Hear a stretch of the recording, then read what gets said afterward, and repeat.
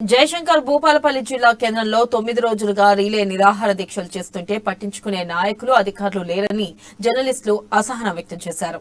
ప్రభుత్వానికి ప్రజలకు వారధిగా పనిచేస్తున్న పత్రికా రంగాన్ని పట్టించుకోకపోవడం సిగ్గుచేటన్నారు. జర్నలిస్టులకు ఇచ్చిన ప్లాట్లను రద్దు చేస్తూ నిర్మించిన గృహాలను తొలగించాలని, జర్నలిస్టులకు ఇచ్చిన నోటీసులను రద్దు చేయాలని కోరుతూ 9 రోజులుగా రీలే నిరాహార దీక్షలు చేపట్టారు. ఈ సందర్భంగా రాష్ట్ర యూనియన్ నాయకులు మాట్లాడుతూ 2013లో అప్పటి కాంగ్రెస్ ప్రభుత్వం 50 మంది జర్నలిస్టులకు బీలో పావర్టీ కింద ఇండ్ల స్థలాలు ఇచ్చారని చెప్పారు. జిల్లా కలెక్టర్, మున్సిపల్ అధికారులు, రెవెన్యూ అధికారులు ఇండ్ల నిర్మాణం చేయవద్దని నోటీసులు ఇవ్వడం దారుణమన్నారు. ఇప్పటికైనా అధికారులు పట్టించుకుని వారికి కేటాయించిన ప్లాట్లను వారికే ఇవ్వాలని జర్నలిస్టులు డిమాండ్ చేస్తున్నారు.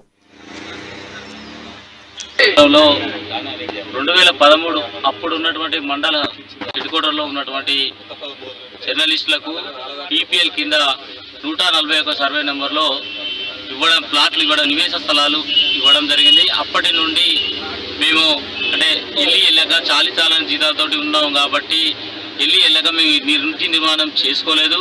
మొన్న ఈ మధ్యనే సంవత్సరం క్రితం మా ఉన్నటువంటి మిత్రులు ఒక 7 మిత్రులు ఇల్లు నిర్మాణం చేస్తున్నారు. ఈ క్రమంలో గత 12 రోజుల క్రితం ఇక్కడ ఉన్నటువంటి జిల్లా కలెక్టర్ మరియు జిల్లా యంత్రాంగం వచ్చి ఇక్కడ ఉన్నటువంటి ప్లాట్లను మేము రద్దు చేస్తున్నామంటూ ఒక నోటీసులు ఇవ్వడం జరిగింది.